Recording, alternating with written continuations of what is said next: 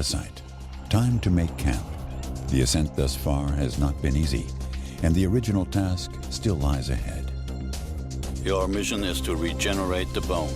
You will be supported by appropriate team members. You may select proven bone grafts and bone substitutes as team members, but it is also essential to select a proper bioabsorbable barrier membrane. Please recruit your members and meet me when the mission is accomplished.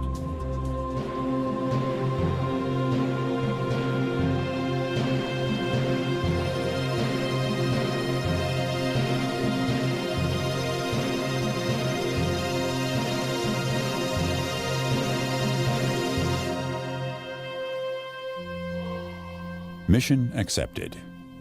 The insertion of an implant requires bone regeneration.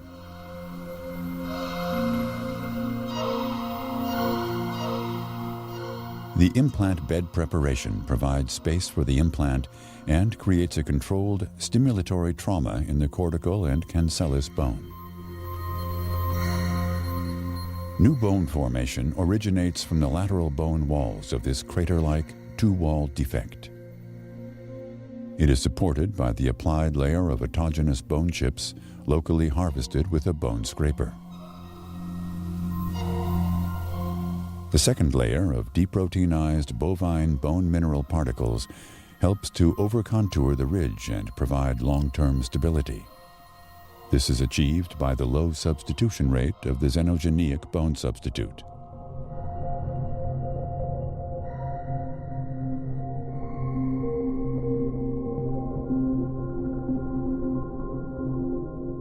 An applied collagen membrane serves both mechanical and biological purposes. Mechanically, the membrane improves the stability of the applied bone chips and deproteinized bovine bone mineral particles in the augmented area. Biologically, the membrane provides a secluded space and prevents the ingrowth of soft tissue from the overlying mucosa. Biofunctional collagen membranes are a key element for guided bone regeneration and ensure uneventful wound healing. The membrane-protected space is filled with blood released from the ruptured vasculature spanning the bone and marrow cavities. Bleeding ends, and hemostasis is initiated. Hemostasis involves platelet activation and plug-forming aggregation. Platelets support vasoconstriction by the release of thromboxane. Platelets also liberate growth factors, such as PDGFs and TGF-beta-1, targeting fibroblasts and molecules attracting inflammatory cells.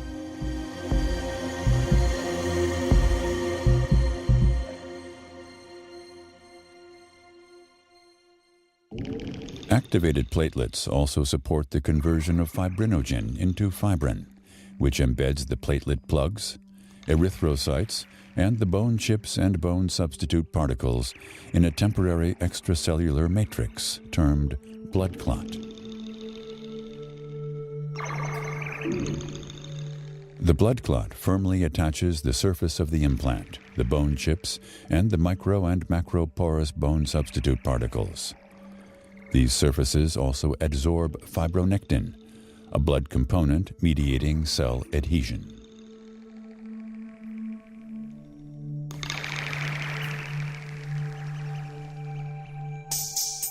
Initially, an anaerobic environment prevails within the grafted site. Blood vessels sense the changing microenvironment of the defect site. Granular leukocytes leave the activated blood vessels by diapedesis and travel within the fibrin matrix with crawling amoeboid movements. They phagocytize bacteria and release the content of their granules, including defensins, which perforate bacterial walls. These granulocytes further release inflammatory cytokines to amplify the inflammatory response.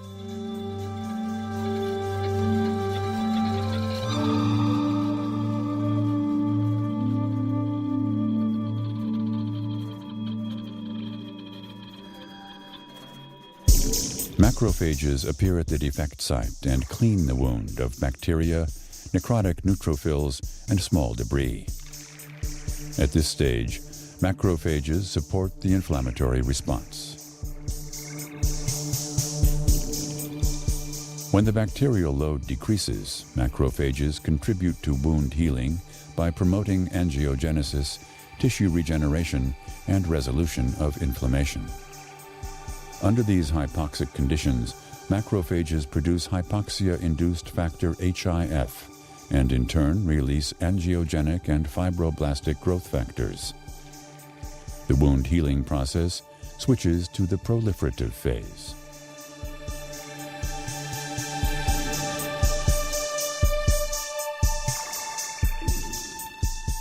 The early proliferative phase is characterized by the formation of blood vessels to ensure oxygen supply. Bone formation occurs within a close distance from the vessels. At this stage, parasites and endothelial cells have a key function. Parasites detach from the surface of existing vessels, which are located in close proximity to the bone surface and bone marrow cavities. Endothelial cells start to proliferate. The vessels are sprouting towards the hypoxic environment, where they form capillaries that are stabilized by parasites. In this way, new vessels slowly invade the secluded space underneath the membrane until they reach the outmost parts. This process is termed angiogenesis, which is closely related to bone formation. Fibroblasts follow and deposit a collagen-rich matrix around the newly formed blood vessels.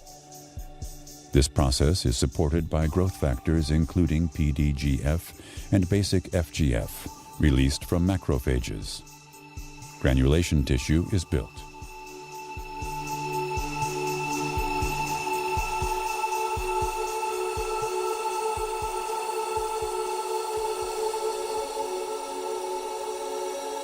Parasites detach from the new capillary and migrate into the perivascular area. Under the influence of growth factors, parasites contribute to the pool of osteoblast progenitor cells, divide, and form cellular aggregates. The cell aggregates attach to solid surfaces via their integrins, recognizing fibronectin previously adsorbed to the various surfaces of the bone walls, bone chips, bone substitutes, and the inserted implant. Osteoblast progenitor cells that have settled on the solid surfaces experience a microenvironment, including BMPs, TGF-beta, and WNT growth factors, supporting their differentiation into bone-forming osteoblasts. Bone formation starts with the synthesis of an organic matrix consisting of collagen type 1 and other extracellular matrix proteins. This early bone formation is accelerated by the applied autogenous bone chips. This new extracellular matrix is termed osteoid.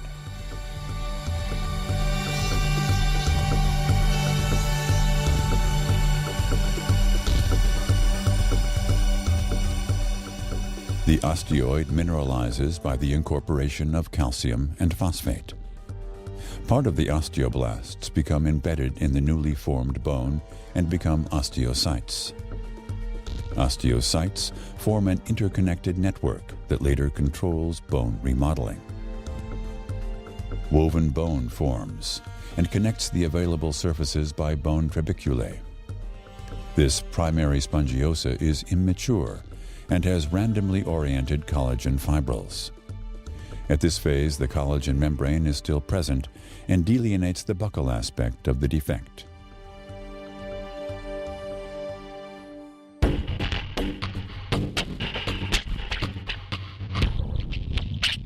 The following bone remodeling process is initiated by the local formation of osteoclasts that bind to bone via integrins and form lacunae by their resorptive activity.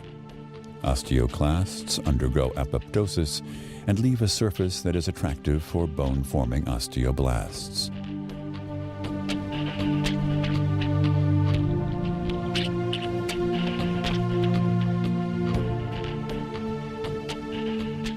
Osteoblasts replace the resorbed woven bone with mature lamellar bone. The collagen fibers change from random to parallel orientation. After having fulfilled its role as a barrier, the collagen membrane allows vascularization of the grafted site from the periosteum. The newly formed lamellar bone now undergoes remodeling. Cortical bone remodeling is an ongoing process that occurs through the action of so-called cutting cones. A cutting cone, also known as bone multicellular unit, consists of osteoclasts, osteoblasts, and a central blood vessel. At the tip of the cone, monocytes leave the vessel lumen by diapedesis and attach to the bone. They mature into osteoclasts and resorb the bone in the direction of growth. The vascular loop grows into the resulting tunnel. Meanwhile, parasites detach from the vessel's surface and migrate to the lateral walls of the cavity. Here they differentiate into osteoblasts and reinforce the walls with concentric layers of new lamellar bone. The characteristic lamellar structure is caused by the alternating direction changes of the collagen fibers. Osteoclasts degrade bone by release of acids and proteases. By this mechanism, cutting cones resorb and thus replace existing bone and bone chips. In the remodeling phase, deproteinized bovine bone mineral particles resist the resorption activity of the cutting cone. Thereby, the slow resorbable bovine bone mineral particles offer the clinical advantage of long-term stability of the newly augmented bone volume.